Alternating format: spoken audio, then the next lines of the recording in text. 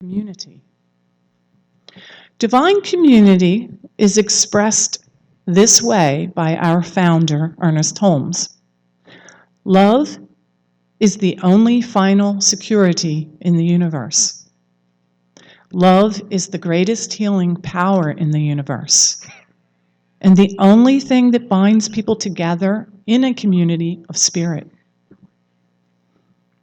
Brené Brown offers her sociologist perspective. A deep sense of love and belonging is an irreducible need of all people. We are biologically, cognitively, physically, and spiritually wired to love, to be loved, and to belong.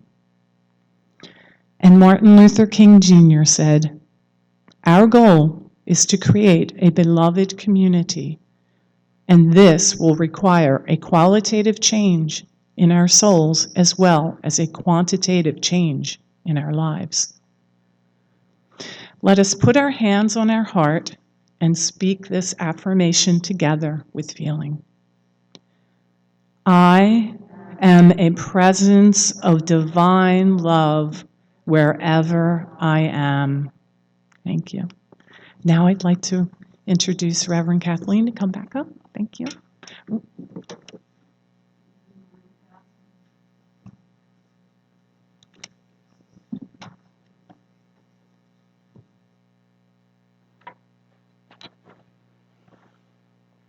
Oh, yes.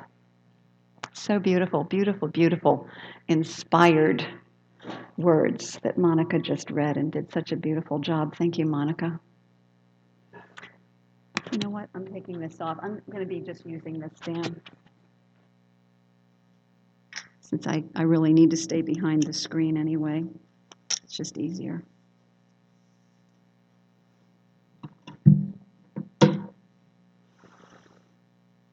You know, there's an African proverb, and it goes like this. Alone, we can go faster. Alone, we can go faster. Together, we can go further. We can go further. And the Centers for Spiritual Living, our parent organization, has an evolutionary vision, and here's one very powerful sentence that relates to today, and it goes like this. It actually is a commitment to going further together. So listen. We envision a world in which we live and grow as one global family that respects and honors the interconnectedness of all life. A world where this kinship of all life prospers and connects through the guidance of spiritual wisdom and experience. It's beautiful. And, you know, some of these things I know sometimes seem like a real stretch, you know, with the things that are going on in the world. So I think it's really important to remember that what we focus on is what we create. So why not focus on the ultimate, right? Because that's what will pull us forward, and we are putting our seeds of creation into the universal law, and we are activating that in ourselves as well, and how we show up in our lives. So today we are using the term divine community, which is a way of describing this global vision, this global family in spirit. And so it's a way in which, just a short summary, and we're going to go into it in more detail, but a way in which, you know, the thing about divine community is that it is a place in which we all encourage each other to grow in consciousness, to grow in the awareness of the interconnectedness of all of life, to develop that and to express more fully that love that we are, and to build connections, build a sense of community with one another. So there are three actual points that I'm going to be covering today. The first one is divine community starts with you. Beloved community, I'm going to be going into what the definition of that is. And belonging, the importance of belonging, which Brené Brown, I think, really, she drove that one home with that beautiful quote. So divine community starts with you. I'm looking in this moment to Jesus, the master teacher, who said very clearly, the kingdom of heaven is within. So we are of God. We are the very essence of God. We're made of God stuff. I really like to think of it that way. God essence, God stuff. And that presence within us means that our entire being is wired for love. Wired for, and that means oneness, consciousness, connection. Sometimes it doesn't look that way, I understand that, but we are wired for that. We are set up to really be connected with one another, to feel that sense of belonging, and to support one another on this amazing, eternal journey called life. We know that this time on planet Earth is a little smidgen, a little tiny part, but a very significant part of our eternal journey.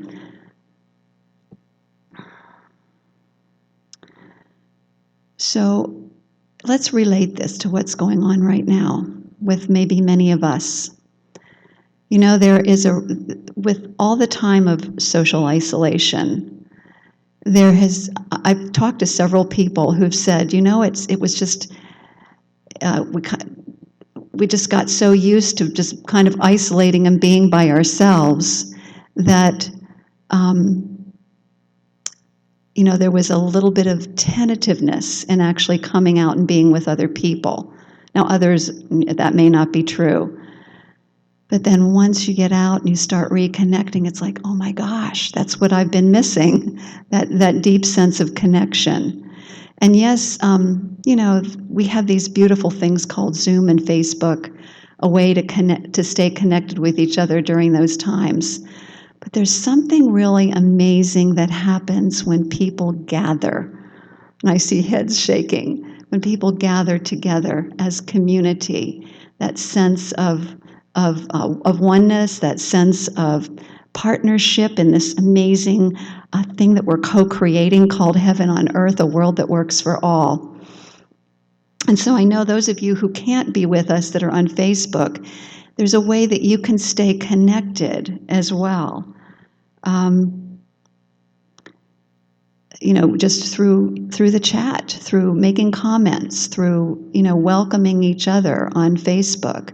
I see a few people making comments, but I notice there are many more people who check in, and I invite you to leave some comments, just leave some encouraging words or whatever it is. But there is a way that we can continue the connection, even for those of you who are on Facebook.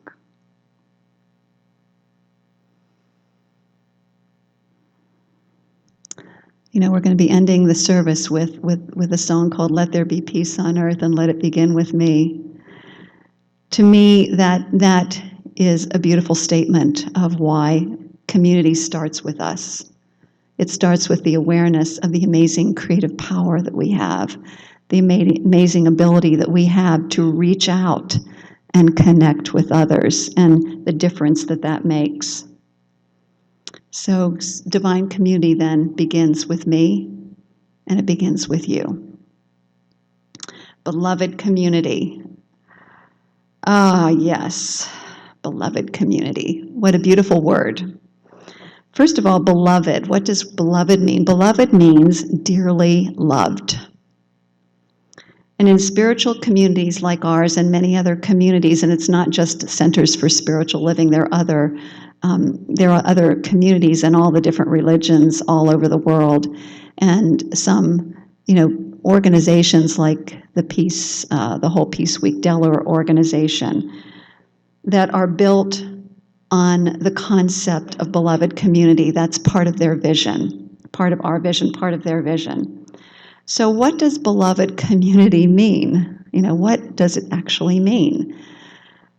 Well, it was first coined by an American philosopher by the name of Josiah Royce back in the early 20th century.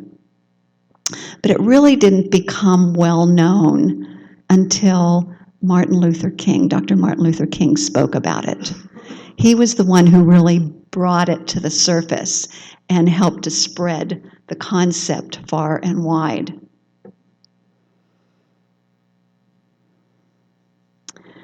And so building a beloved community then, according to Dr. King, has three basic elements. The first one is reconciliation. And reconciliation, which means to make amends, to heal the divide that might be between us, to agree to disagree. Sometimes it's agreeing to disagree. But what it means to reestablish or to even create a friendship, a sense of we're all in this together and we're going to collaborate and work together, even if we have a different perspective. So reconciliation is the first one. The second one is redemption. And I looked up redemption, and it has to do with paying the price. And so paying the price of what it takes to build those healthy, friendly relationships with others, to bring a sense of unity and connection.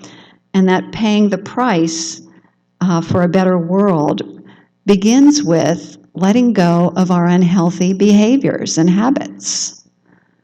And I was just thinking about how, for some reason, the idea of insulting one another has gotten to be a very popular thing. Who can hurl the best insult? And I've seen that happen. I've seen it on TV. Those are behaviors that need to be replaced in order for us to learn to live in harmony, to replace them with those behaviors that are based on love, encouragement, support, seeing the best in one another.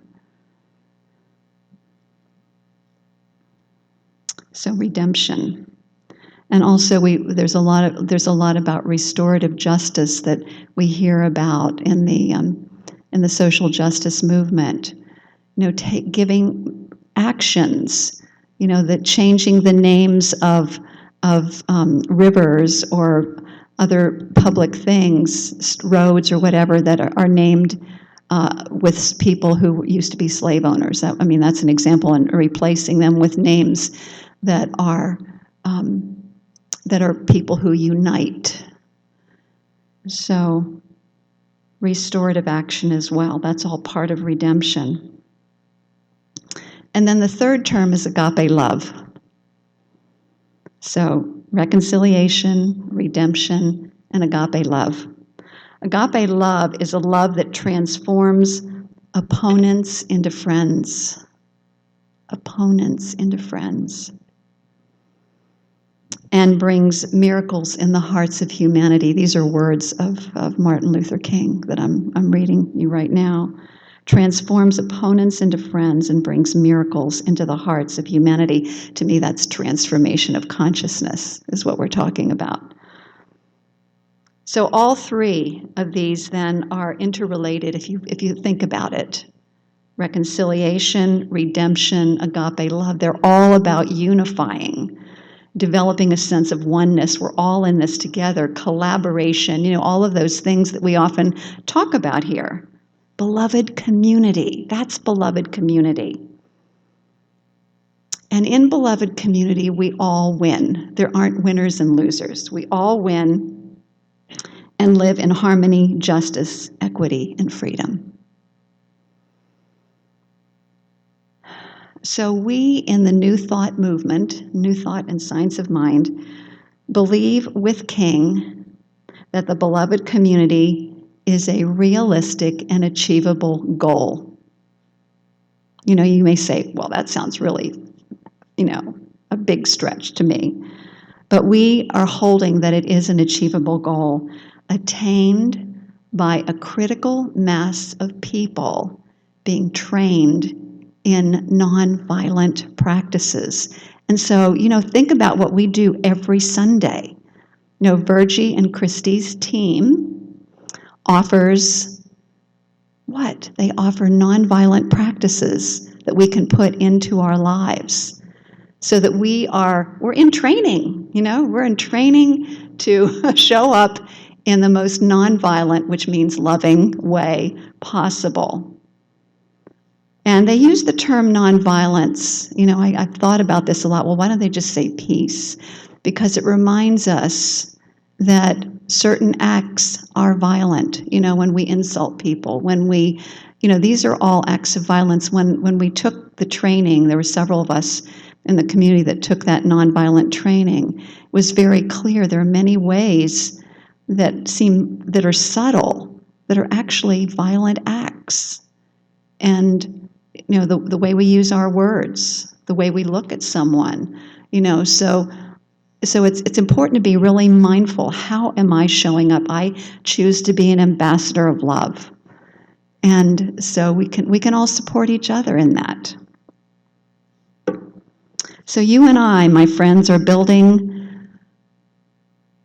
beloved community, divine beloved community, through reconciliation, through redemption, through agape love. And thank you to the Social Justice Initiative team for keeping all of that at the forefront of our minds. The beloved community is also a version of what Jesus called the kingdom of God, the vision that he had. Many thought that he was going to come and he was going to be a ruler. He was going to be the next king that ruled everything. But he was talking about a kingdom that resides within us. So yes, it has an outpicturing of a community gathered with a spirit of love, but it's really about an atmosphere and energy that we co-create together. I can feel it in this room. Can you feel it? There's an intention, there's a deep intention to show up in a certain way that we all can feel. Beloved community, kingdom of God. And when you think about Jesus, the master teacher, he modeled radical kindness and compassion. And in this atmosphere, we prosper. People prosper when they are encouraged, when they are loved, and also when they learn spiritual principles. He was a great teacher of spiritual principle. It is done unto you as you believe. He showed us the power of our beliefs, the power of our thoughts, the power of our words to create a difference in our lives and in our world. So in this beloved community, I'm just going to give you some examples.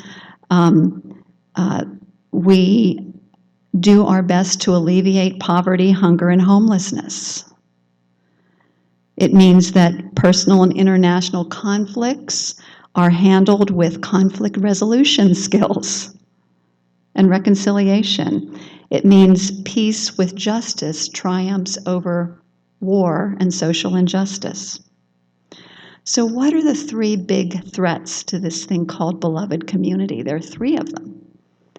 The first one is materialism. Believing that material possessions are more important than people. That's the essence of it, right? Or more important than the well-being of our planet. The way that we take care of the planet. Materialism gets in the way of taking our eyes off of what's really important, which is our connections with one another. Militarism. And these are all what, according to King, these are the things that threaten beloved community. Materialism, militarism.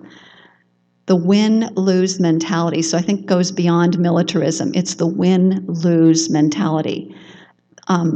I need to dominate you to get what I want. That's the win-lose mentality. And so that's power over instead of power with. So power is not a bad thing when we understand the way to use it, which is in collaboration instead of, the bully attitude of my way or the highway. So, militarism. And the final thing that he talked about that was a threat to beloved community is racism. And to that, I would like to add any form of othering. That's a term that we use. Any form of othering. Any way in which we separate ourselves from others by saying, oh, I'm better than them because they are showing up this way. So think about political issues, political parties and things like that. It's a new way of saying, no, we have differences, but let's find ways to collaborate. Religious differences, and we do that. I think we do it very well in this community. We honor that other people have different religious paths, and we even draw upon the wisdom of other spiritual traditions and look for the common thread that runs through it all. So any form of othering, racism, othering, materialism, militarism, racism, or other forms of othering, the threats. So how do we apply that to our own lives? What if the next time you find yourself irritated, and I'm talking to myself as well, next time I find myself irritated or angry, what if we choose instead to want to develop a mutual understanding, to seek mutual understanding, to hear and listen to each other and find out a way that we can come to some sort of win-win agreement? What if instead of in that same situation, what if we instead show up wanting to be happy instead of be right? You've heard it. Would you rather be right or happy? And happy means, rather than saying, oh, I have to be right, to show up in a way that resolves the conflict. So for beloved community to exist, the quality and the depth of our relationships with each other becomes the priority. Agape love, all-inclusive love, caring about and taking action to support the well-being of not just our immediate friends and family, or even our immediate spiritual community, but our global family. Belong is the next one, which means existing as a part of something. And I think it's more than that. To me, there's a feeling to it, a feeling of connection, a feeling of, I'm part of this. I'm a vital part of this. So Brené Brown said, a sense of love and belonging is an irreducible need of all people. We are biologically, cognitively, physically, and spiritually wired to love, to be loved, and to belong. So that, and I love this idea of, in the experience of divine community, there is a deep sense of belonging and fellowship, but also a longing to be, here we go, longing to be ambassadors of love in our world, to be the ones whose very presence communicates, without even saying any words, welcome home. Isn't that a lovely image? Our presence says, welcome home. And divine community reminds us of who we are in truth, pure spirit, made in the likeness and image of God, the presence of love itself, people of infinite potentiality and possibility. And so it reminds us of who we are and who we are becoming, and what we can become.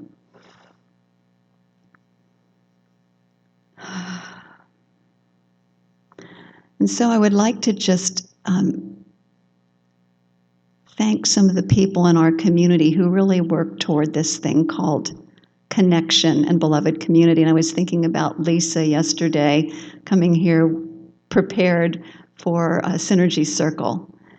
And she did such a lovely job. I came, and it was a great, there were two of us.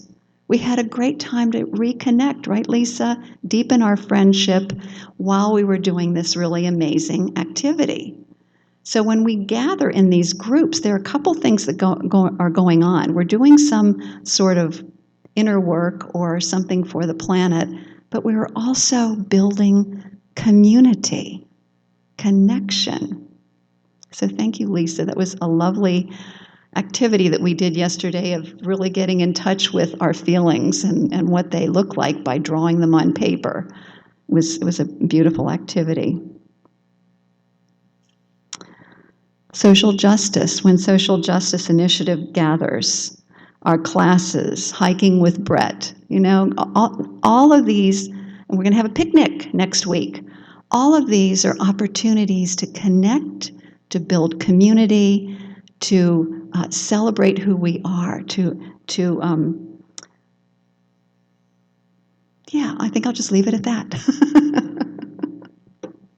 To co-create divine community. So next week is our 11th anniversary, and I looked up the number 11, and it's a very auspicious number. It's a master number, number 11.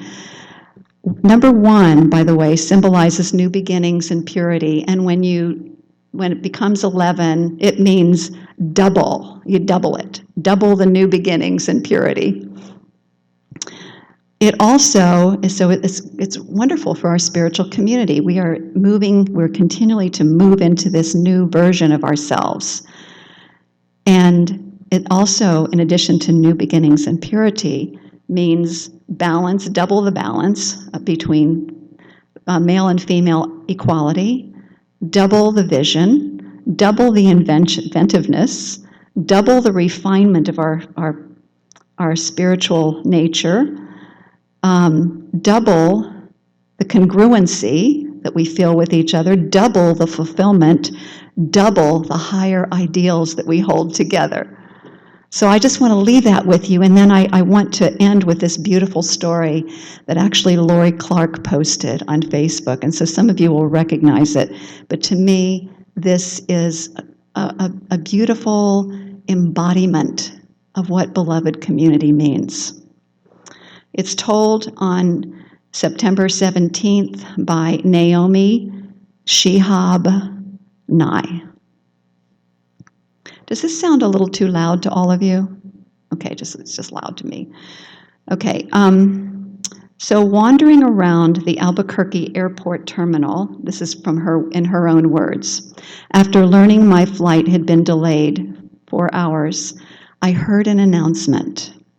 If anyone in the vicinity of gate A4 understands any Arabic, please come to the gate immediately. Gate A4 was my own gate. I went there. An older woman in full traditional Palestinian embroidered dress was, just like my grandmother wore, was on the floor wailing. Help, said the flight attendant. We told her the flight was going to be late, and she did this. So I stooped and put my arm around the woman and spoke to her in Arabic. The minute she heard words that she knew, she stopped crying. She thought the flight had been canceled entirely. She needed to be in El Paso for major medical treatment the next day. I said, no, we're fine, you'll get there. Just later, who is picking you up? Let's call him. We called her son. I told him I would stay with his mother until we got on the plane, and I would ride next to her. She talked to him, and then we called her other sons just for the fun of it. Then we called my dad, and he and she spoke for a while in Arabic, and found that they had 10 shared friends. Then I called some Palestinian poets that I know and let them chat with her.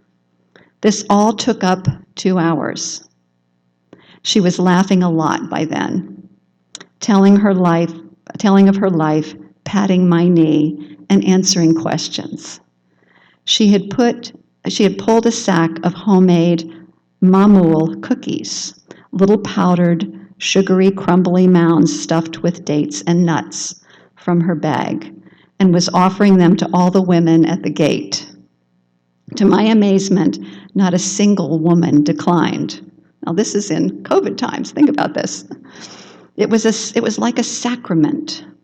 The traveler from Argentina, the mom from California, the lovely woman from Laredo, we were all covered in the same powdered sugar and smiling. There was no better cookie.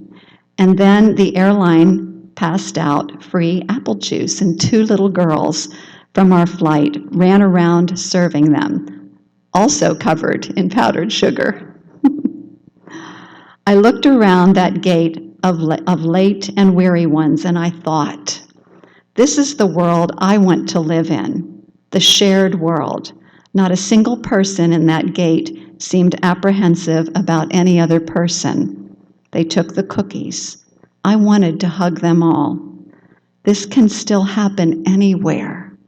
Everything is not lost. What a beautiful demonstration of beloved community. And so I just want to end with this beautiful quote by Ernest Holmes. Compassion and caring are the ties that bind us together in mutual understanding and in a unified attempt to uncover the divinity in each other. And so it is, my friends. Love to all of you. Namaste.